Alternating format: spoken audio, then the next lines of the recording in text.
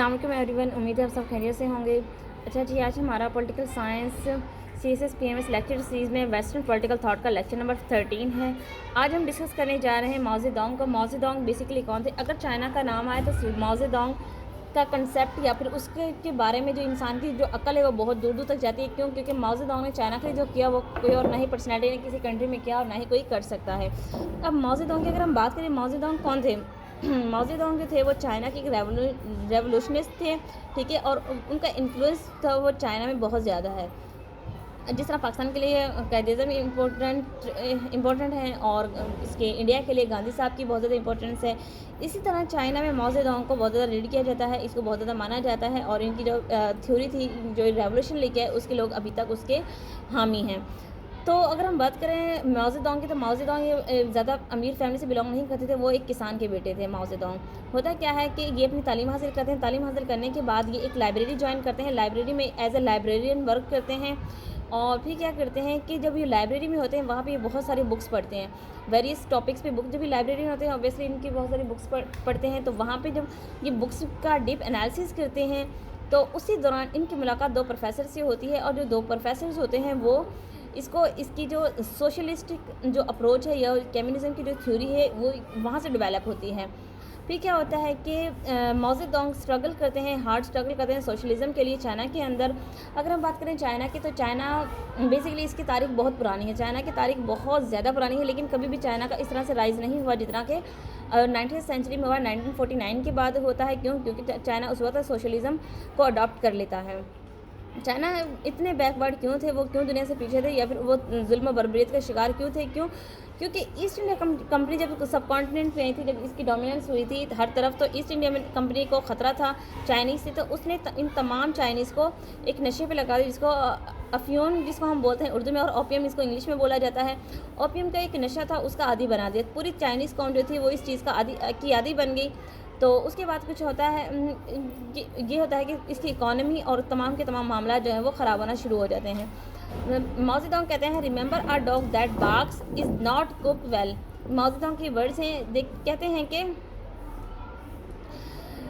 माओ Zedong ने दुनिया का सबसे लार्जेस्ट या लॉन्गेस्ट मार्च भी किया था, जो कि कहा जाता है कि ये बड़े मुश्किलों से गुजर के गए, दरियाओं से, सहराओं से और पथरीले चट्टानों से ये गुजर के इन्होंने ये लॉन्ग मार्च किया था। और ये जीके का क्वेश्चन भी है कि माओ ज़ेडोंग ने वो कौन सी पर्सनैलिटी है जिन्होंने दुनिया का सबसे लंबा मार्च किया, तो इसका राइट ऑप्शन अगर हम बात करें तो माओ ज़ेडोंग है।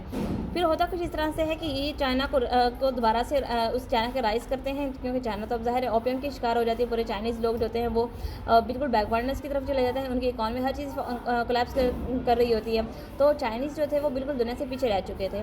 तो क्या करते हैं कि प्रोटेक्ट करते हैं चाइना को, क्योंकि जब वर्ल्ड वार 2 होती है तो जापान अटैक करता है चाइना पे। चाइना तो ऑलरेडी ही अपनी जो क्राइसिस का शिकार था, ऊपर से जब इन पे अटैक होता है तो माओ ज़ेडोंग एक वो प्रोमिनेंट पर्सनैलिटी हैं जो इसको प्रोटेक्ट करते हैं चाइना को। ना सिर्फ प्रोटेक्ट करते हैं बल्कि एक रेवोल्यूशन लेके आते हैं चाइना के अंदर 1949 के अंदर, और अपनी रेवोल्यूशन से और अंत तक मेरिटोरियस एफर्ट्स के साथ माओ ज़ेडोंग चाइना को कम्युनिस्ट स्टेट बना देते हैं, यानी कि सोशलिस्ट स्टेट बना देते हैं। कहते हैं, an army without culture is a dull witted army and a dull witted army can not defeat the enemy.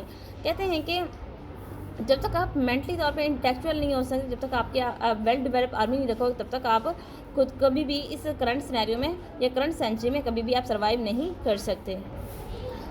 Actual में अगर हम बात करें तो सोशलिज़म एक ऐसी थ्योरी है जिसको मुख्तलिफ अदवार में मुख्तलिफ फ़िलासफ़र्स ने इसको प्रमोट किया था। जिस तरह अगर सबसे पहले हम बात करें तो ये जो थी सोशलिज़म, इसको मार्क्स ने सबसे पहले इसको इंट्रोड्यूस करवाया। मार्क्स के एरा में इसको मार्क्सिज़म कहा जाता था या फिर कम्युनिज़म कहा जाता है। मार्क्सिस्ट कम्युनिज़म कहा जाता है। उसके बाद हेगल आए, हेगल ने भी यही बात की। लेनिन आए, लेनिन ने भी यही बात की। एंड ऑफ द डे जो माओ ज़ेडोंग थे वो आए और उन्होंने इसको एक्चुअलाइज़ किया, और ना सिर्फ एक्चुअलाइज़ किया, चाइना में इसको इम्पोज़ किया 1949 के अंदर। और जैसे ही पाकिस्तान एक कम्युनिस्ट स्टेट बनती है, सोशलिस्ट स्टेट बनती है 1949 के अंदर, उसके बाद चाइना जो है वो राइज़ करना स्टार्ट करती है। और आज अगर हम चाइना की बात करें तो चाइना दुनिया की सेकंड लार्जेस्ट इकॉनमी है और दूसरी अब सुपर पावर बनने की तरफ जा रही है, और इसका रीजन में बहुत ज़्यादा इन्फ्लुएंस है और ये बहुत ज़्यादा डेवलप्ड नेशन बन चुकी है। तो अगर हम बात करें अदर कंट्रीज़ की, तो अगर हम सोशलिस्ट अप्रोच अपनाते हैं तो कंट्री की ना सिर्फ इकॉनमी डेवलप करेगी बल्कि बाकी चीज़ें भी तरक्की की तरफ जाएंगी। तो ये थे हमारे माओ ज़ेडुंग, इनकी फ़िलासफ़ी जो जिनको उन्होंने प्रमोट किया, ना सिर्फ प्रमोट किया बल्कि उसके लिए एफ़र्ट किया और एंड ऑफ द डे उसको इम्पोज भी करवाया।